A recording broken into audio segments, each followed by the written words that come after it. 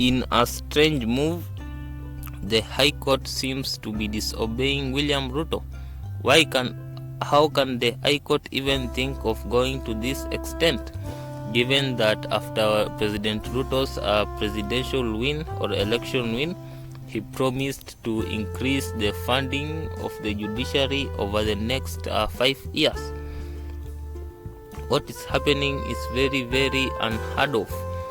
We all know that the former regime from the start had a lot of issues with the judiciary, with the president starting his tenure saying that he will revisit the judiciary, and the judiciary faced a lot of funding gaps and funding inefficiencies.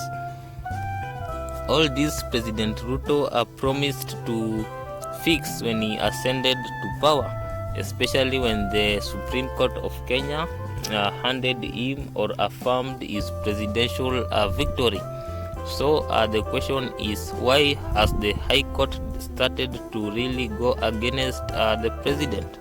There are few simple explanations.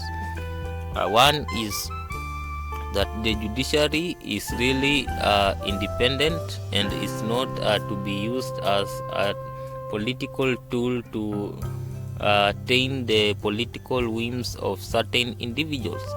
We all know that President Ruto is a man who knows how to use his power and also knows how to capitalize on his power to attain the ends that he is seeking. So it is only a matter of time before we start seeing the manipulations. But it is very, very impossible to deal with the president because he is commanding the parliament. Recently, we saw how the members of parliament were commanded as school children to pass the finance bill, even though the finance bill really will lead to a lot of suffering to many Kenyans. Very, very few politicians were able to stand their ground. So definitely Ruto's strategy here will be to overturn the courts using parliament, because parliament makes laws and it is the responsibility of courts to make sure that laws are followed. So if the president makes sure that laws that only he wants are made, it is another way of controlling the courts indirectly, because it is the responsibility of courts to interpret laws and make sure that laws are followed.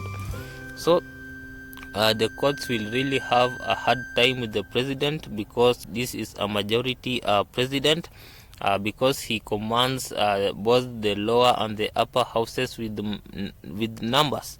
So it's going to be really a difficult journey for the court to really have control over issues of the country.